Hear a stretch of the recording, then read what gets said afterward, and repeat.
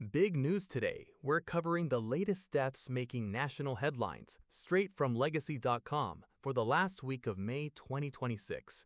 I'm Lene Browther, news editor at legacy.com. Head to our site for full obituaries and to leave your condolences. Big loss in hip-hop. Rapper Rob Bass, real name Robert Ginyard, died May 22, 2026. Cancer took him at just 59. He and DJ Easy Rock rocked the charts in 1988 with It Takes Two, a huge hip-hop hit. Fans also remember Joy and Pain and Get on the Dance Floor. Baseball world in mourning. Bob Horner has passed at 68 on May 26, 2026. No cause given yet. Horner played for the Atlanta Braves back in the 70s and 80s. He skipped the minors completely, jumping straight to the majors. That earned him Rookie of the Year.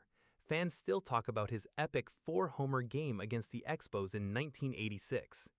Sad news for 30 Rock fans. Actor Grizz Chapman died May 22, 2026 at 52 after a long fight with kidney disease.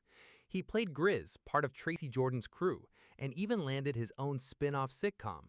Chapman also fought hard for the National Kidney Foundation, spreading awareness about kidney disease.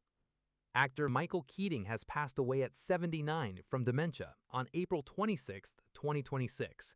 He spent years on BBC's EastEnders as Reverend George Stevens, but sci-fi fans know him best from Blake 7.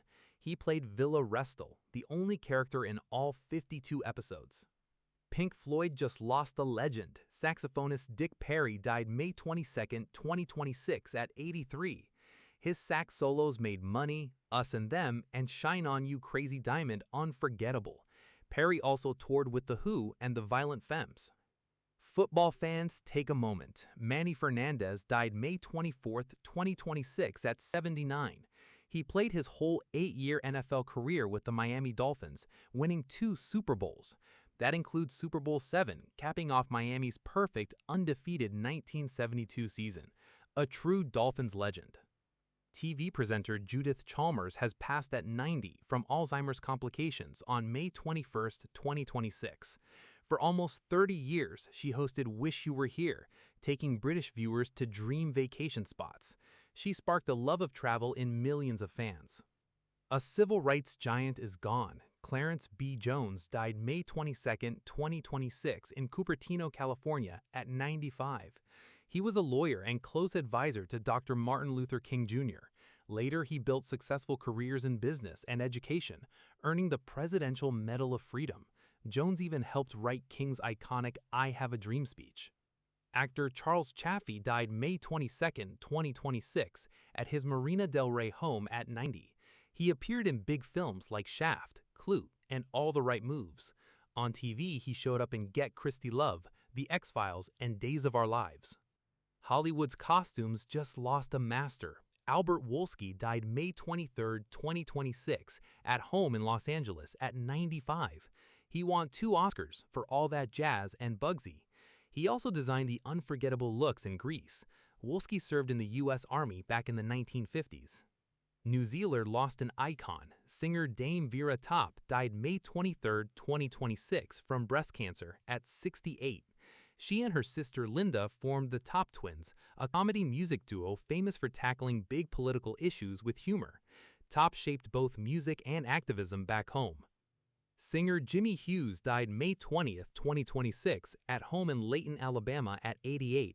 His 1964 hit Steal Away was huge, the very first song ever recorded at the legendary Muscle Shoals Sound Fame Studios. Hughes helped put Muscle Shoals on the map. Chicago lost a legend. Restaurateur Sam Sionis died May 15, 2026 in a Chicago hospital at 91. He ran the famous Billy Goat Tavern, made iconic by classic 1970s Saturday Night Live sketches. Sionis served cheeseburgers to locals and tourists for decades. Australian football is grieving. Neil Danaher died May 25, 2026 in Melbourne at 65 after battling motor neuron disease. He played for Essendon, then coached Melbourne Football Club for 10 seasons. Danaher fought hard to raise awareness for the disease, co-founding Fight MND and raising millions for research. Jazz just lost a colossus. Sonny Rollins died May 25, 2026, at home in Woodstock, New York, at 95. His saxophone and rhythm made him an all-time great, writing standards like St. Thomas and Oleo.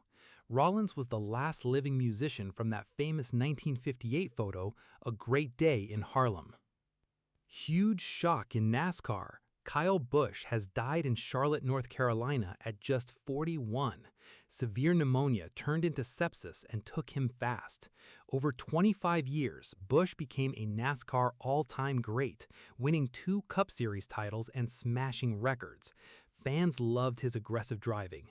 Love him or hate him, he was unforgettable. Quick moment before we move on. Thank you all for the kind wishes while I was away.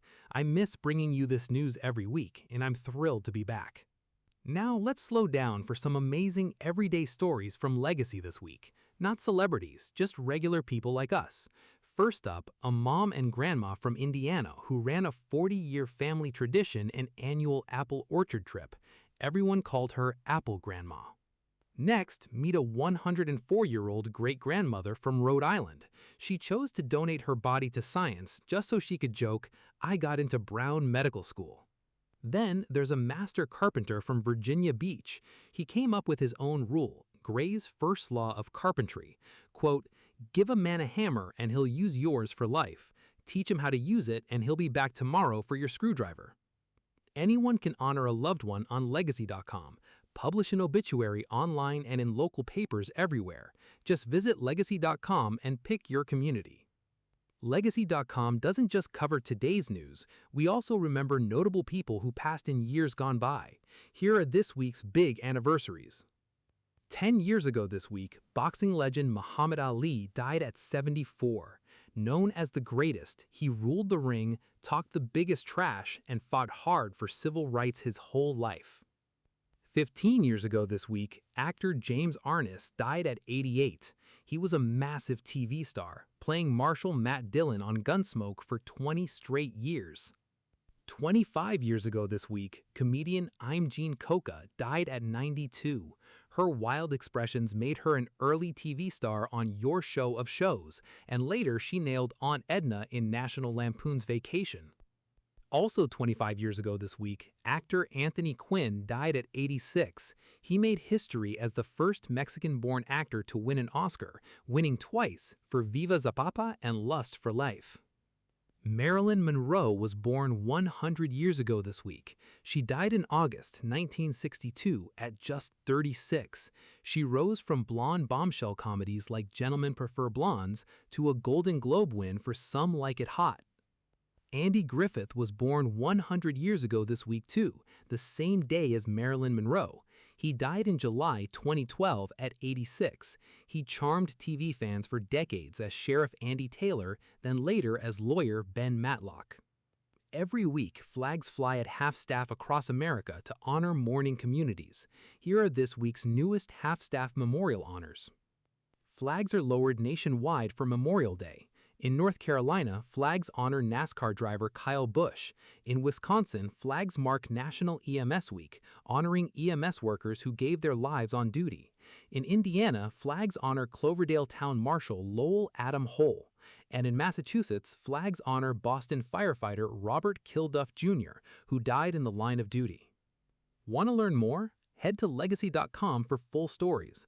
Follow us on Instagram and Facebook, and subscribe on YouTube so you never miss the latest national